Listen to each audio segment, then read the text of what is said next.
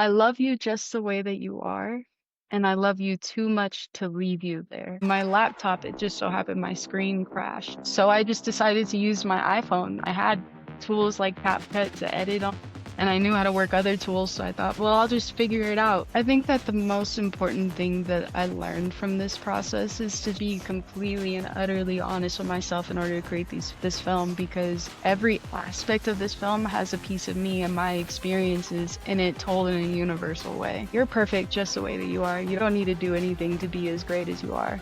This is the Relentless Pursuit of Winning podcast, where we are here to educate, equip, and inspire people to build extraordinary companies. We're so glad you're here. Don't forget to like, subscribe, and hit the bell so you can get updates every time we drop a new episode. Now, let's get it started. Hey guys, here we go. This is a special episode of the Relentless Pursuit of Winning podcast. I'm excited to have in the studio Hallelujah Johnson. How are you, ma'am? I am doing my best. How are you? I like that. My I'm just kidding. I'm best. already messing with you. Already messing with you. I'll stop. I'll stop. It's all good. It's all good. Folks, my name is Rick Meekins. I'm going to be your host today, and we are going to get started. Now, this is going to be an interesting episode. We are doing a show that's really specific around the launch of a film called Sovereign, and we want to introduce the first filmmaker to make a full featured AI produced film. So this is going to be a really cool episode. So what I'll do is I'm going to have Hallelujah introduce herself, and then we're going to get into it, okay? So, Hallelujah, introduce yourself. All right. So my name is Hallelujah. I am a digital storyteller and strategist. I'm also the crazy person that decided 7 months ago to put all of their clients on hold, live off of savings, and start a production company where I make animated films surrounding Black stories and legacy. Is that going to be, is that all you're going to share? Don't do it to me. Got to do it. Got to do it. Let's dig in a little bit. What have you been doing for the past X years? Yeah, so I started my entire career and journey in the entertainment industry, where I was doing music and television, film, mostly on the camera and being the subject. I was mostly known for a good amount of time of being a singer and a songwriter. I had my stint on American Idol, did work with The Four, The Voice, America's Got Talent. I also enjoyed writing music and singing songs for like jingles and things like that. And I also had a really odd job as a hand model for about 5 years during that entire career in the entertainment industry. Yeah, I mean, you've probably seen my hands on McDonald's ads to OPI to car advertisements. My hands have been more places than me. That's really ironic. But anyways, fast forward through that process, I started working a lot in marketing just because it was far more sustainable than singing at that time. And well, that direction took off for me. And I started working in marketing strategy and particularly social media strategy. I'm more data driven when it comes to social media, but marrying the creative as well to make informed decisions. And that was my day job. I did that for several years, working with multiple clients across all industries, from fintech to real estate to entertainment news, you name it, I covered it. Not on purpose though. I wanted to find a niche, but everything I tried, I really enjoyed and I got really good at. So I thought might as well just do it, and I'm getting paid well for it. So why not? Yeah, why So not? yeah, Sounds like a exactly. plan. Yeah, That's but that entrepreneurial thing, right? see, you already know. I got the bug. I can't lie. So you decided that you were going to create this film, Sovereign. Mhm. What made you do that? What made you jump in and say, "Hey, you know what? I can create a film. I can do this." Yeah, so I didn't know if I could necessarily do it, but I knew I was at least gonna try. As much as I love working in marketing and data, I wanted to find a way to invest more so in myself as a storyteller, because I was a storyteller far before I was anything else I can think of. And one of the first stories that popped in my mind was my first animated short film that I put out called Breathe. Breathe, an animated short film. It's about 11 minutes long. funny thing is when I was in the midst of about to create it, because it came to my idea through a dream, and I just wrote it down and developed it to a full treatment and full script. And that was really cool that I was able to do that in one day. It was really fun. Amazing. And then I just decided to start executing, but back to what I was saying, funny enough, my laptop, it just so happened my screen crashed. And I was in the middle of nowhere, Texas, and it was about to be Christmas in about a week. So no way, no one was willing to come and fix it, and I couldn't go anywhere to fix it because they were closed. So I just decided to use my iPhone. I mean, I had tools like CapCut to edit on there, and I knew how to work other tools, so I thought, all right, well, I'll just figure it out. So I figured it out, made that film in 10 days, decided to throw it in the film festival circuit. It actually won an award in Europe. It premiered in Hollywood. It's already competed in festivals as well in plays. It's currently streaming online. I mean, that venture went so well. I thought, I can really do this. Let's go deeper. And that's when Sovereign was birthed, and as well as my production company, Inhale Studios. It all just happened very organically, very quickly. But one thing I've learned is that if the story's good and people resonate, who cares the amount of time it take, 1 year or 2 months? Let's go. Yeah, yeah. Wow, wow. The idea that it came to you in a dream, I love that. I love creatives. I love hearing the background, that sort of thing. I mean, I've done this. It was funny. I was creating this meal. I'm a chef. I was creating this meal, and I like wake up in the middle of the night. It's just like I know what I'm gonna do. It's like this 5 course meal, and I'm just sitting here like writing it down like 2 o'clock in the morning. It's like I got this. I got this. So yeah, totally relate. Totally relate. I didn't know you were a chef, and I didn't know you didn't think you were creative. I mean, you're a chef. That food is art. Yeah. You can get I, people to get along with some good food. You know what I'm saying? there you go, right there. There you go, right there. You know what we should do. You know what we should do because we started talking about Sovereign a little bit. You know what we should do. We should give the audience the trailer. Let them see it, and then we can talk about the Okay. film some more. Sound like a plan? All right. Yeah, let's see the film for Sovereign, an animated film. All right, let's cue it up. All right, let's do it. Now pay close attention to what I'm about to show you. Your life depends on it. Another tragic incident has sparked national outrage. See, is that you? I think so. Dad, what did you do to It's the us? same thing my parents did for me. It's a family thing. Welcome to your sovereign journey. Hold on. Mom? Wait, let's take a look outside. I want to show you this. Two sisters. Hold on. Pops, get out of here. Dad, I think Pops, help. Your children did not pass my test, so now they must enter the darkness and learn without you.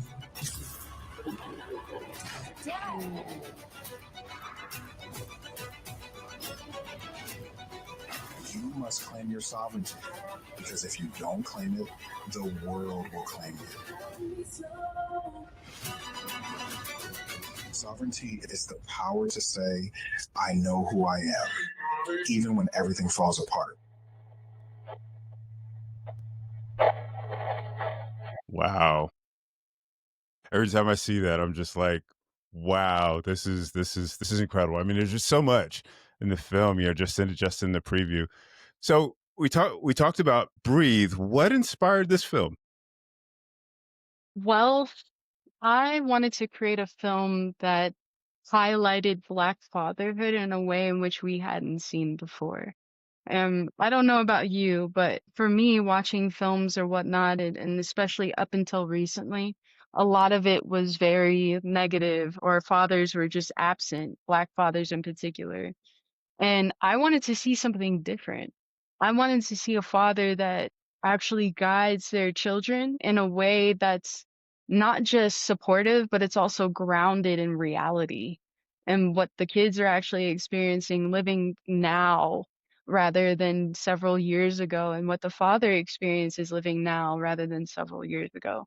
So I wanted just to do a modern take on Black fatherhood, and it's just a powerful message and a powerful image for us to be able to experience as melanated people. Yeah, yeah. Wow, wow. That's powerful. What is? Can you give us a little bit more, or give the audience a little bit more depth into what the movie, what the story is behind the movie? Yeah. So, like I said, I wanted to do a story on Black fatherhood in particular. And initially, it was just going to be about a father who teaches their children a lesson about life. But then I decided, what if he had twins? And so then it birthed Xavier and Santa, his children, and they're twins, a girl and a boy. And I said, what if they saw something that triggered them? And that's what led their father to talking to them. And what if instead of them receiving that typical speech that we get as Black and brown people, we got to be stronger, we got to be tougher, we got to be smarter, we got to be just more of everything just to survive, just to exist, really. I forget Mhm. survival, but just to exist. What if the conversation went a completely different direction? And so instead of him giving that speech that they thought was coming, instead he says this a chant, a very ancient chant that was passed down through his bloodline and his family. And I can't tell you what the chant is. You have to actually watch the film. And that chant, that chant, it activates them and they get to time travel and they're going to different times and spaces during Black excellence, as people call it or coined it, where they get to experience melanated people doing incredible things in their existence. And the reason why I did that was because I want us to start seeing ourselves, or I won't say start because I'm not pioneering this. I'm just talking about it. But I want us and I want to always encourage us to continue to see ourselves as excellent beings that contribute a lot to ourselves and the world and our communities. Because I believe that's the only way to truly have effective change within and without. Outstanding, outstanding. How would people get an opportunity to see the film? Hmm. Well, right now, I'm actually in the process of finalizing distribution. Thankfully, I took care of all the business side of things once I realized, oh, I'm in a serious relationship with these films now. So now we're finalizing all the details and the dates as far as when and where it's going to be distributed. But I'll have more information about that soon. If you want to just visit my website and sign up for our mailing list, we'll be sure to let you know. However, if you're really interested in seeing the film and you're a thought leader or you're an educator or I don't know, you are part of a film festival, anything and everything that finds interest in this movement, reach out to me. Send me a message on LinkedIn, Hallelujah Johnson, and tell me you want to see a private screening and we can set up some time to make that happen. So for the general public, details coming soon, but for private screening within my network and beyond, more than happy to. Just come talk to me. Very nice, very nice, very generous of you. So the key, one of the key words I heard you say was films. Sounds like you've got something baking. You want to talk about that, Well, or am I spilling the tea? you are spilling the tea, and I'm proud of you. And I'm just going to spill with you. So here we go.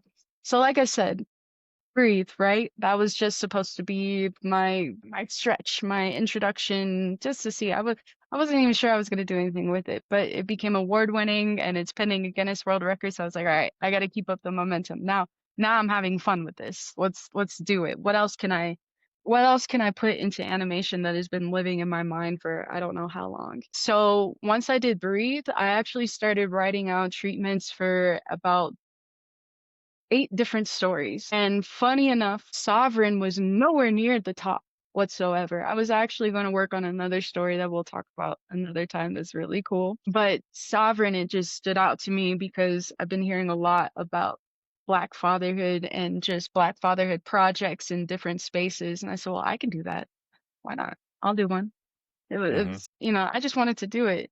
But I didn't think much of it until once again, I tend to get most of my inspiration from a dream here and there, but I had a dream of seeing this really strong Black family time traveling. So I said, "Oh, well, why don't I include that in there? That way it's not just a lesson. No offense, but lessons can be boring. I want to add some sci-fi to it. I want to add some action to it, some special effects, and then even a little bit of horror for some horror fans out there. You'll have to catch that towards the end of the film. I just really wanted it to be robust, so I just went for it. And once I did that, I started developing more worlds, and then I started developing the sovereign universe. So now I'm gonna have spin-offs with some of the scenes you see in there, which we'll share later. It's become its own entity now, and I just can't get in the way. All I gotta do is help push it out. I love when creatives talk like that. I don't want to get in the way. I love that.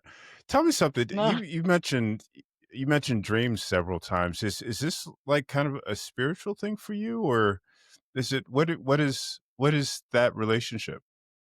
So if you were looking at me, I kind of tilted my head like, a spiritual thing. I guess that depends on what you mean by spiritual, because everyone has their own definition. And no offense, but it kind of feels like spiritual is becoming more of a buzzword these days rather than an actual experience. So I'm curious to know what your definition is first, and then I can answer that if that's okay with you. For sure, for sure. I mean, I Okay. think that I guess the easy out is it's personal, you know, to the individual. I think that for my thinking, I believe it's that non-physical connection between us and God. And I personally feel like we have, when we listen, we have access to getting information and speaking into that spiritual realm. Okay. Well, then in that context, absolutely, it was a spiritual experience because you know that feeling you get when you're a kid and it's something that you experience for the first time because you kind of just got here, you know, haven't had a lot of experiences yet. But you have a certain experience for the first time and it just lights up your soul and you never forget it. It's that memory you go to when you're an adult. I felt that when I was creating this. And the last time I remember feeling that feeling was when I picked up a cello or I started singing and doing music. So that's when I knew I was on to something. And my partner who was witnessing me create it the whole time, like a mad genius in the corner, huddled in their phone. She also noticed it too. So that's why we just looked at each other and went, oh well, here we go.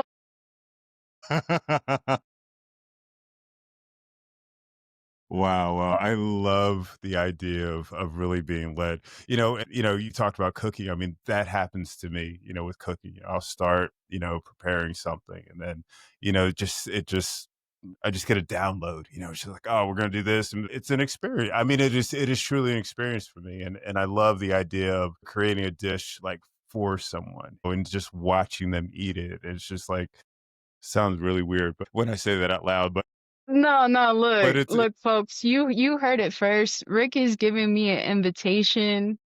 Rick wants to cook for me. All right. I'm excited. You know, I'll bring the forks and spoons. We'll make it a party. Let's go. Because all I heard was, come on over. I want to cook for you. Yeah, we could do that. We could do that. That's my thing.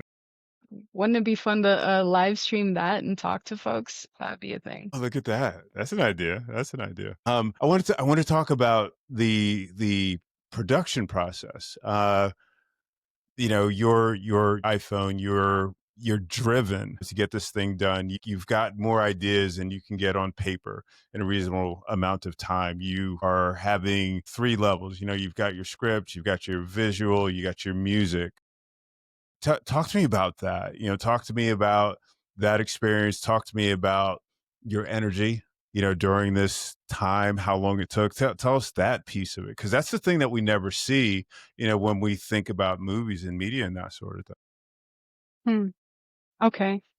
So when I first started creating the film, I had no idea where I was going to start. I just had an idea. Thankfully, this idea was birthed during the time of technology advancing because I was able to take advantage of using different AI tools to help streamline the process. Because when I was really looking at the numbers and the amount of time, it took me 100 days to create this film. But that's because I had the tools at my dispense. If I didn't, this probably would have taken me anywhere between a year to a couple years because you have to keep in mind film productions, animations at these levels, especially it being a feature. It's not a short film, it's almost an hour long. And it's just Mhm. the first one. That naturally would have taken a couple years, a lot of money, and a lot of people, a lot of hands on deck.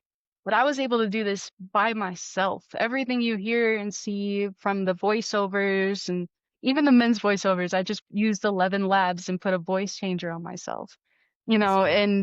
and right, things like that. That was unheard of prior to now. So I was able to use AI because initially, I'll be honest, I was skeptical about using it because I'd Mm, seen AI videos online and they were cool, but if you notice, there's a certain thing about it where like sometimes the limbs look distorted or the eyes or the mouth moves weirdly. Like it's just weird. And I did not want that because I'm a storyteller. I have standards. I want my art to be great. But I also had to take into account like AI is in its infancy. I'm just showing up when it's in its teenage phase, so to speak, where it's refining things. So that's why it took a lot of my own personal experience editing film manually mm, myself and bringing that in with utilizing the AI tools to really help it streamline it and to make sense. And like I said, 11 labs, for instance, I would have had to find, vet, and hire a male actor. And then I would have to keep bringing him in back and forth to do the voice because I made so many changes along the way. Even the name of the father, his name was originally Robert, but I changed it to Jedediah. And so I had to go back and redo some voiceover. That would have been tiring and costly and just so many moving pieces, but instead I just took my phone and record voice just like this. So for me, yeah, AI, it went from this place of like I'm skeptical and kind of fearful. I'm like, oh, this AI represents accessibility. It represents like productivity. Because think about it, now I actually have time to do things that I for one want to do and then would benefit me as well as far as, you know, creating these films. Now I can create a mm, few of these a year rather than one every other year. True, true. It's a huge, huge difference. Yeah, it's definitely an accelerator. Do you want to show the audience like a full clip so they can get a better understanding of what you've done and the quality and how you brought this whole thing to, to fruition? I would absolutely love to. And I actually have the perfect scene. As I mentioned in the story, their father, Jedediah, takes them on a time traveling journey or their sovereign journey so they can learn what it means to actually be sovereign. So they go to Black Wall Street. They go to Spain, meeting the Moors and becoming them. And they actually get to experience them in real time. So where I'm going to take us on a journey, we're going to start in Black Wall Street, going into ancient California. Can't wait.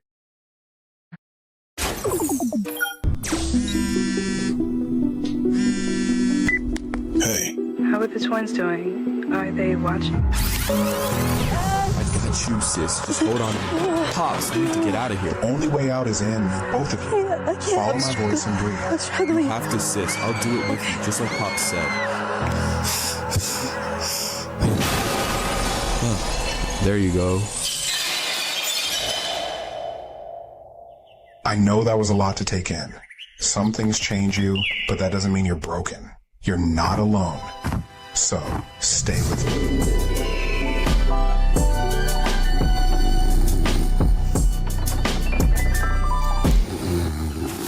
I thought I heard a bear. Turns out it's just X getting his beauty sleep. Y'all ready to go? We have a bit of a walk ahead of us. Man, I hate being called a bear. Not as much as I don't like being late. Y'all know the drill. I 10 by 10. Not the corny movie jokes again, Dad. Hold up, are y'all talking without moving your lips? Yep, and so are you. Y'all thought telepathy was just a twin thing? Well, yeah. Kinda. So, Dad, where are we now? And how and why are we using telepathy? We're in the Amazon. The original Amazon that inspired the stories you know today. In this land, words are a sound weapon, not a communication crutch. We speak through our minds and heart on this land because we are connected to its natural network. The Amazons save their voices for battle, to command, to strike fear, to conquer. Does that make sense? Nope. Not really, but I'm sure you'll explain it along the way. Come on, Dad. Let's go before we're late. You got jokes.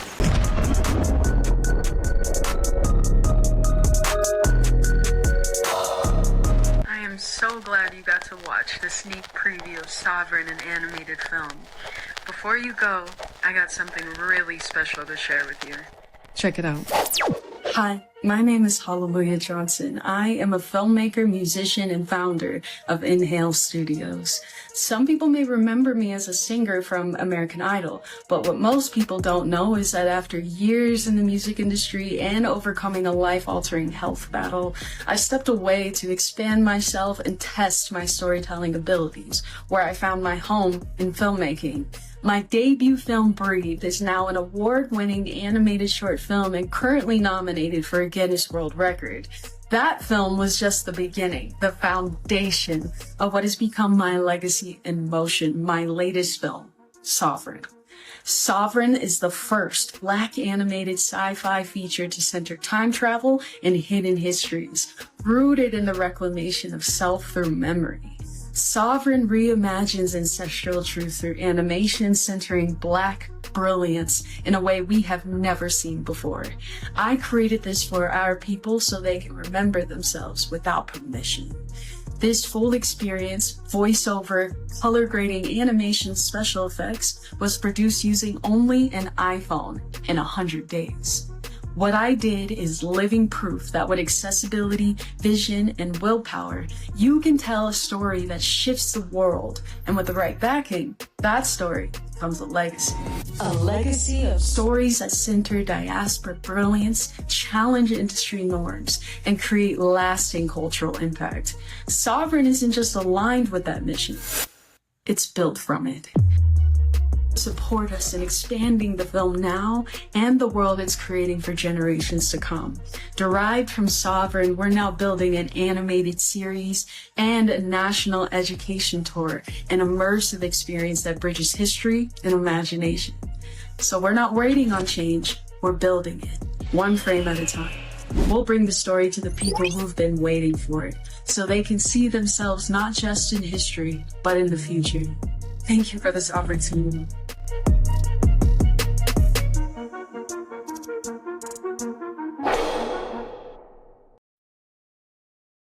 I I had to look do at the that. cliffhanger. Yeah, right. I look at that, and there's just so much to take in. It's not just the story, it's all the elements, that you included. And you see little things, like a leaf blowing, or you see, like, his there was a tassel, hanging on his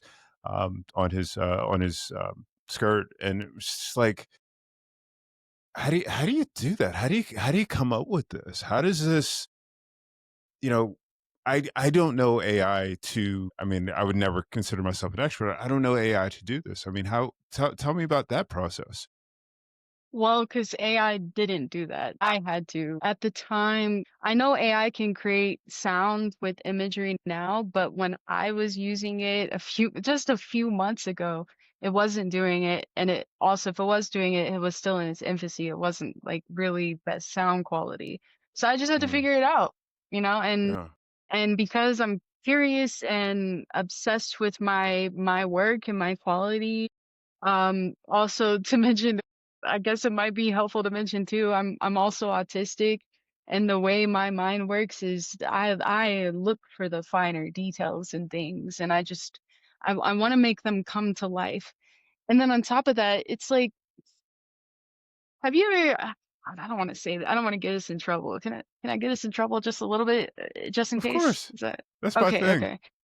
Have you ever watched a bootleg movie, like when you were a kid on the DVDs? No, absolutely not. Absolutely not. Okay, me Yeah, neither. of course. Me neither. Me neither. But just in case you were a child and you may or may not have had that experience, you may remember hearing that the sound quality wasn't always that great. The picture looked weird, especially if someone's hand got in front of the, like, it's weird, right? We Yeah, don't we don't want to live standing that back in the way. movie theater. It may or may not have happened. I Look, I that's heard none of about my that. That's Me just a too. myth, It's I hear. Yeah, it's none of my business. But anyways, I didn't want my film to feel like that. I wanted my film to feel like the same quality you would pull up of watching a movie on YouTube or Netflix or anything of that sort. So I made sure that I was really intricate with the sound designs. Some of the sounds you hear, even I made like myself with my voice and just put like voice changer or other additives onto it to make it sound really cool. And then sometimes I would find free online sounds like jungle sounds, things like that, and other things I had to pay like a little penny for. but it wasn't difficult to do. I think the most difficult part was just what's the mixing all the sounds together and making sure everything was sounding really good and top tier. I won't get into all that technical stuff, but you probably know if you download the MP3 from one website and then download the MP3 from another website, sometimes the sound is lower or higher there. And I ran into a lot of that in the process of putting these things together. So I just had to really go in and make sure I would listen to it on every medium possible. My earphones, my phone, my iPad, a TV, a car. I would listen to every medium possible. And that just comes from being in the music industry and knowing that it's important to listen on every device possible to get the best sound possible. Yeah. Wow. Um, there's a lot of imagery though, a lot of what I might consider like extra imagery. I mean, just the scene when we're floating above the river and then we go down into the river and then we come up above the river and it's not just, simple. I mean, there's effects, there's layers to that. What inspires that? Well, Black Wall Street and the tragedy and massacre that occurred there, experience to me was so painful and that needed to be highlighted on its own. So I wanted to make sure that when I come in with California, the Amazon, it was kind of like a relief a bit, almost as if someone's giving you a warm hug. And nature tends to do that to people. That's why it's important to be out in nature when you're stressed or depressed or overwhelmed. It just helps to ground you. We're connected. It's just how it is. Didn't make it up. So I wanted to include really vivid imagery and sounds of nature to help calm the nervous system and the spirit from coming out of Black Wall Street. It's just my way of giving everyone a virtual hug as they're watching because I care. I don't want y'all to be triggered and just be left in it. Yeah, that film is a lot, y'all. I'm trying to tell you. It's a wonderful film. It's a wonderful film. Now, this was a bit of a marathon for you. I know Yeah. that you were putting in a lot of work. I know that when we talked, you were saying, "Hey, I haven't gotten a lot of sleep, et cetera, et cetera." What kinds of, I don't know, exercises, tools, or pacing, or whatever it is, did you use to kind of uh, stay on track with that? I mean, I think, when I think of something of this magnitude, it's like I think I would come up with periods where I'm just like, I just need to stop for a minute or something like that, or I need to just stop because this is just like morphing into something that's huge and I need help. I mean, how did you handle that? I just felt like it was my responsibility. Kind of like how you feel it's For your sure. responsibility to do this podcast and to work your business and support others. I felt like this was mine. There was so many lessons and so much history in this film, and I just know that the best way for us as a people to remain sovereign is to actually have something in front of us that we can rely on, that we can kind of count on. And the thought was birthed into me, so I felt like it was my responsibility to finish it and execute it. That's my spiritual way of talking. Now I'm just gonna get to the grit, the real, the reality of it.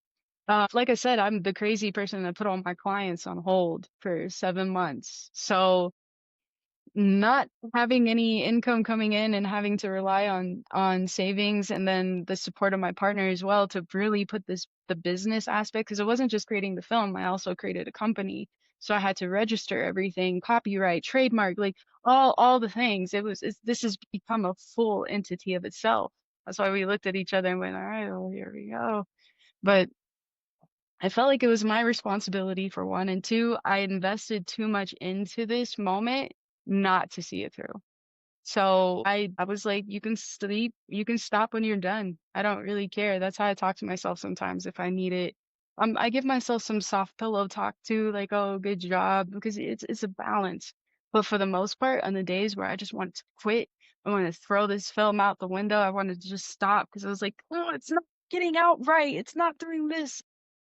That was hard. That was rough. And then just being tired because it took me, like I said, 100 days to create this, but that's because for one, like I said, I put all my previous jobs on hold and clients on hold. And then I also was putting in anywhere between like 15 to 18-hour days just to make this. So I'm like eating and working at the same time. Or, it's nothing new, it's nothing special. A lot of people have struggled to make things happen, but for me, it was like, all right, it's time to reintroduce myself to the world again, and it's time to, in a way, help reintroduce people to themselves. So I gotta get it done. There's no choice. Yeah. Yeah. I love what you said about responsibility. You're responsible for that, and you're right on point. I mean, with this podcast, I feel it's a responsibility to for my guests and for my audiences. So thank you for sharing that. Well, I have a question for you, if that's okay. Shoot, shoot, what do you have? I Yeah, always love so when my this whole guests ask me questions because I'm like never ready. I'm just like somebody asked me if I what was into hims or hers, and I was just like so like off by the question. I said the wrong answer. It's like, ah.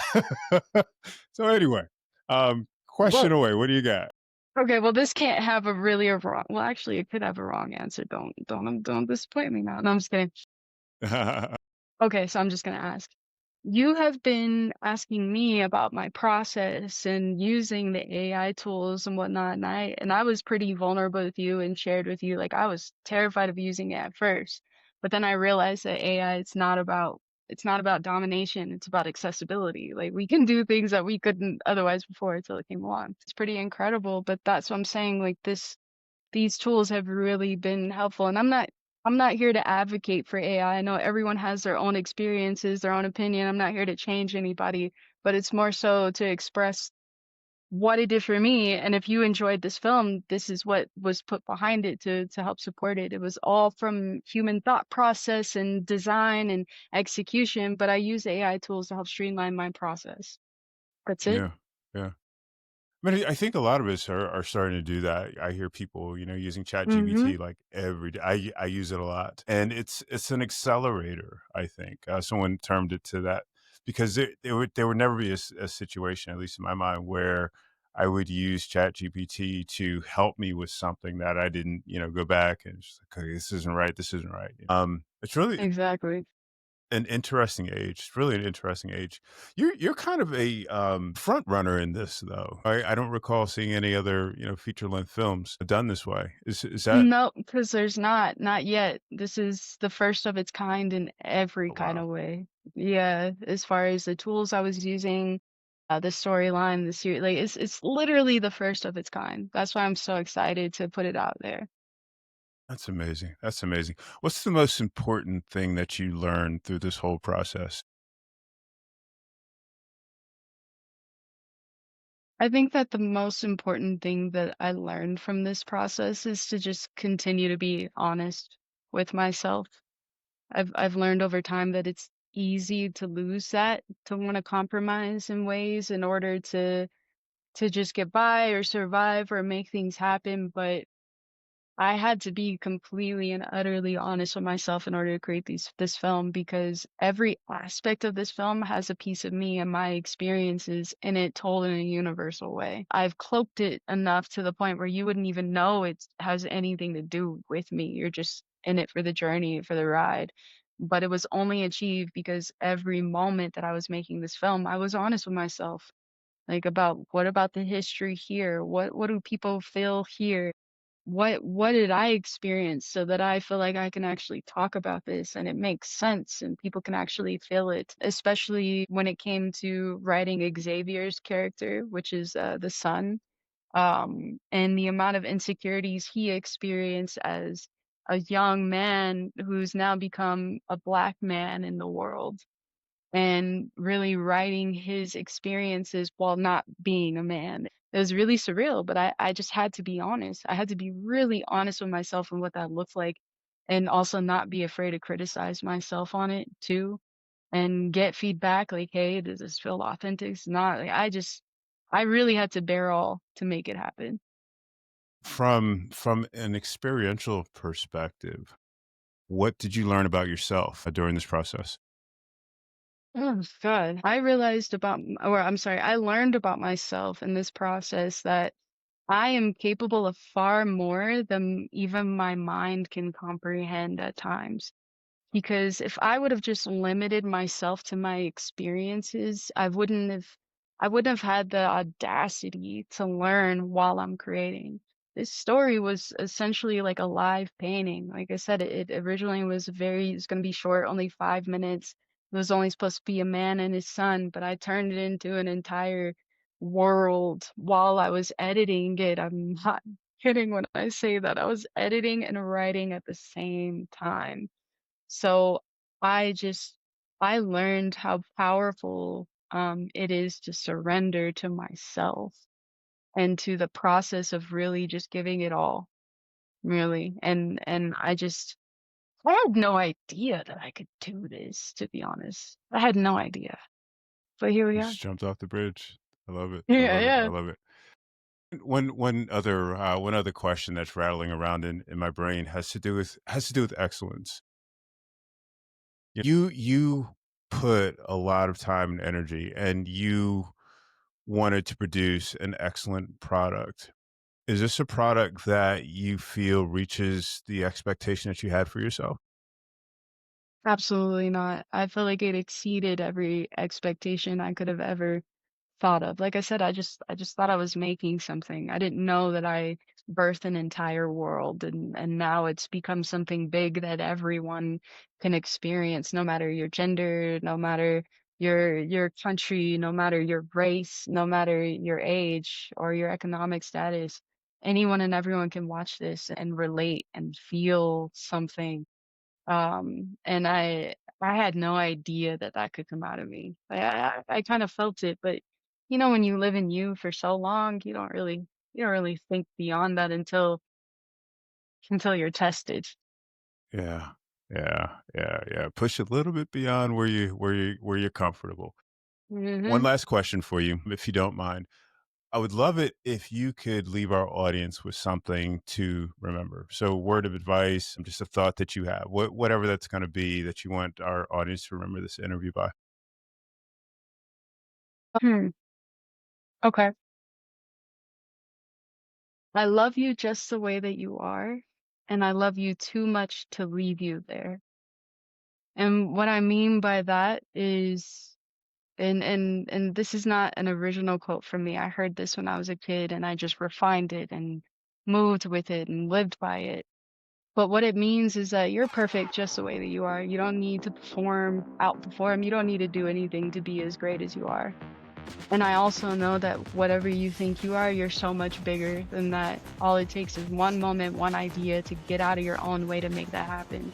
And I care enough about you to help you remember that in this moment while you're listening. Beautiful. Hallelujah, Johnson. That was absolutely fantastic. Thank you so much for coming on the show. Absolutely. That was fun. All right, folks, thank you so much for watching or listening to this special edition of the Relentless Pursuit of Winning podcast. We will catch you next time.